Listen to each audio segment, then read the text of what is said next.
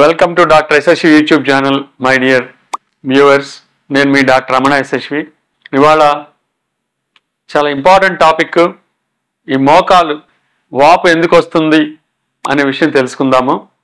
మీరు చూస్తుంటారు చిన్నపిల్లల దగ్గర నుంచి పెద్దవాళ్ళ వరకు, అంటే ముఖ్యంగా పెద్దవాళ్ళలో జాయింట్ వాచిపోయి మా దగ్గరికి వస్తూ ఉంటారు.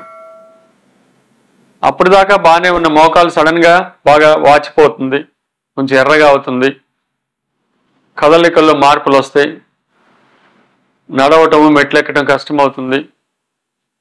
సో ఈ వాపుతోటి ఇబ్బంది పడుతూ మా దగ్గరికి వస్తారు. మేము వెంటనే ప్రతి చోట కూడా మీరు డయాగ్నోస్ చేయడానికి మేము ట్రై చేస్తూ ఉంటాము.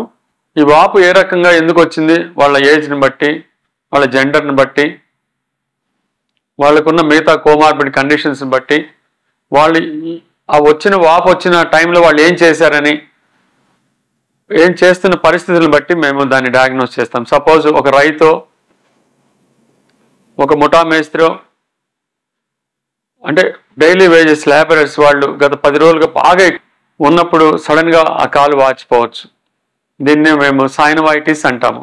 అంటే రిపిటేటివ్ మైక్రోట్రామా. అది బాగా అలా వాడటం వల్ల ఒక్క మోకాలు వాస్తుంది, ఒకసారి 2 కూడా వాయచ్చు.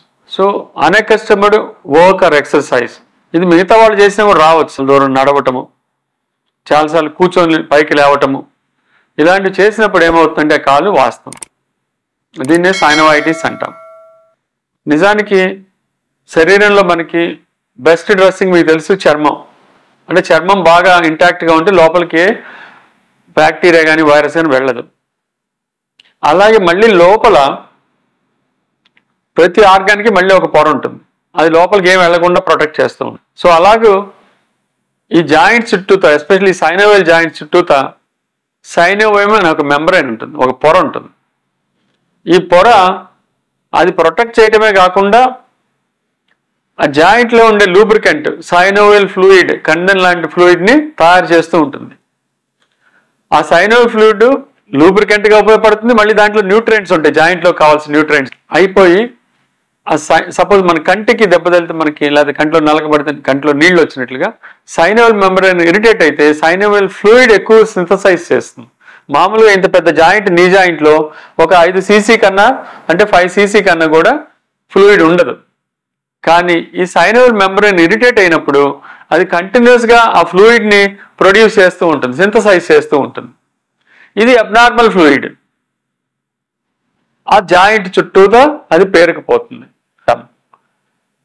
ఈ సుప్రాపటలర్ పౌచ్లో ఇది నిండిపోయి వాళ్ళకి ఒత్తిడి, ఎక్కడ ఒత్తిడి ఉన్న శరీరంలో అక్కడ నొప్పి మొదలవుతుంది, మూమెంట్స్ తగ్గిపోతాయి.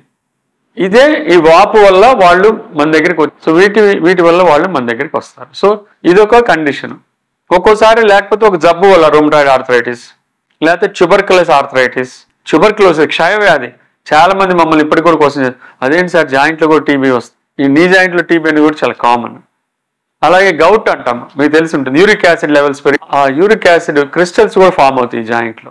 అలాగే అరిగిపోవడం అంటే జాయింట్ ఏజ్ అడ్వాన్స్ అయ్యే కొద్దీ 50 ఏళ్ళు, 60 ఏళ్ళు, 70 ఏళ్ళు, ఎస్పెషల్లీ అది వాడకాన్ని బట్టి అరిగిపోతూ ఉంటుంది. దాన్ని ఆస్టియో ఆర్థరైటిస్ అంటాం, అంటే wear and tear of the joint. అప్పుడు కూడా ఈ జాయింట్లో ఫ్లూయిడ్. సో ఇలాంటి ఒక సిచ్యువేషన్, లేకపోతే లూజ్ బాడీస్ ఫామ్ అవుతాయి జాయింట్లో, అవి మళ్ళీ ఇరిటేట్ చేస్తుంటాయి సైనోవేమ్ని. చిన్నగా దాంట్లో సైనోవేల్ ఇరిటేషన్ వల్ల మళ్ళీ హైపరీమియా వచ్చి మళ్ళీ ఎక్కువ ఫ్లూయిడ్ ఫామ్ అవుతుంటాయి. సో ఇన్ని కారణాల వల్ల మనకి సైనోవేల్. అలాగే ఈ కారణం ఏమి తెలియపోతుంది, దాన్ని ఎన్ఎస్ఎస్ అంటాం. ఎన్ఎస్ఎస్ అంటే నాన్ స్పెసిఫిక్ సైనోవైటిస్. ఏదో కారణం లేకుండా అది అక్కడ ఫ్లూయిడ్ ప్రొడ్యూస్ అవుతూ ఉంటుంది. మీరు చెప్పే కదా, ఎక్కువ వాడకం వల్ల. ఇది ఓన్లీ మెకానికల్ థింగ్. ఇది దాన్ని అక్కడ అడ్రస్ చేస్తే తగ్గిపోవచ్చు. ఒక్కోసారి ఈ నాన్ స్పెసిఫిక్, ఒకసారి నాన్ స్పెసిఫిక్ ఇన్ఫెక్షన్స్ వల్ల కూడా రావచ్చు, లేకపోతే నాన్ స్పెసిఫిక్ లో గ్రేడ్ ఇన్ఫెక్షన్స్ వల్ల కూడా రావచ్చు.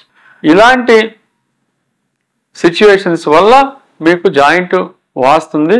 వాచినప్పుడు మేము వస్తాము, అక్యూట్ ఇన్ఫ్లమేషన్ ఏమైనా ఉందా టెస్టులు చేస్తాము, షుగర్ ఏమైనా వచ్చిందేమో, రొమటాయిడ్ ఆర్థరైటిస్ ఏమైనా వచ్చిందేమో, గౌట్ ఏమైనా ఉందేమో, ఇవన్నీ రూల్ అవుట్ చేస్తాం. రూల్ అవుట్ చేసి ముందు ఒత్తిడి తగ్గిస్తాం. మీరు చూసారా, మనం కంటి డాక్టర్ దగ్గరికి వెళ్తే ఇంట్రాఆక్యులర్ ప్రెషర్ పెరిగిందా అని గ్లకోమా అంటాం. ప్రతి చోట కూడా బాడీలో ఒక ప్రెషర్ అనేది నిర్ణీత ఉంటుంది. నీ జాయింట్లో కూడా ఈ ప్రెషర్ పెరిగినప్పుడు, సో దీన్ని అడ్రస్ చేయాలంటే ఇమీడియట్గా ఆ ఫ్లూయిడ్ని ఎస్పెషల్లీ బాగా ప్రెషర్లో ఉన్నప్పుడు డెఫినెట్గా అది డీకంప్రెస్ చేయాలి. దాన్ని మనం జాయింట్ ఆస్పిరేషన్ అంటాం. స్టెరైల్ కండిషన్స్లో వైట్ బోర్ నీడిల్ పెట్టుకొని ఆ ఫ్లూయిడ్ అంతా తీసి ఆ ఫ్లూయిడ్ అనాలిసిస్కి పంపిస్తాము. ఇన్ఫెక్షన్ అండ్ డౌట్గా ఉండడానికి, గౌట్ అని తెలుసుకోవడానికి క్రిస్టల్ ఆర్థ్రోపతి అంటాం, సూడో గౌట్ కానీ గౌట్. అలాగూ ఆ ఫ్లూయిడ్ని పారబోయకుండా వాటిలో టెస్ట్లు చేసి ఫలానా జబ్బని కనుక్కోగలిగితే వాళ్ళకి ఈజీ అయిపోతుంది. లేదు నాన్ స్పెసిఫిక్ సైనోవైటిస్ అనుకోండి, ఇదంతా తీసేసి ఒక్కోసారి స్టార్ట్ చేస్తాం. ఈలోపు రిపోర్ట్ వస్తే ఆ రిపోర్ట్ ప్రకారం కూడా యాంటీబయాటిక్స్ కూడా పెట్టడం జరుగుతుంది. సో ఇది స్థూలంగా అసలు నీ జాయింట్ వాపు వస్తే ఏం చేయాలి అనే దానికి ఒక ఆన్సర్. అలాగే కొంతమంది అడుగుతారు, పొద్దుగూకులు వస్తుందా, తీస్తుంటే మళ్ళీ వస్తుందా, తీనీరు. మీరు డాక్టర్గా, ఆర్థోపెడిక్ సర్జన్ అవన్నీ చదువుకొని ఉంటారు కదా, నీ జాయింట్ గురించి అన్ని తెలుసు కాబట్టి వాళ్ళు కూడా పొద్దుగులు తీయడానికి ట్రై చేయరు. ఎవరు ఏ పని పొద్దుగులు ఒక పేషెంట్ని పట్టుకొని పొద్దుగులు ఆస్పిరేట్ చేయడానికి ట్రై చేయరు. కానీ ఒక్కోసారి అవసరం వచ్చు, 2-3 సార్లు కూడా తీయాల్సి రావచ్చు. ఒక్కోసారి అది లిమిట్ అయిపోవచ్చు. సో అది ఆ కండిషన్ డయాగ్నోస్ బట్టి, మీకు వచ్చిన నేపథ్యం బట్టి ఉంటాయి అవన్నీ మీ ఆర్థోపెడిక్ సర్జన్ మీకు ట్రీట్ చేయాలని చక్కగా అడిగి తెలుసుకోవటము. సో ఇది అంతా గమనించి నీ జాయింట్ స్వెల్లింగ్ వచ్చినప్పుడు మీరు వెంటనే డాక్టర్ని కలవటం మంచిది. So this is what about the knee joint swelling, my dear viewers. Thank you for watching this video. Please subscribe Dr. SSV YouTube channel.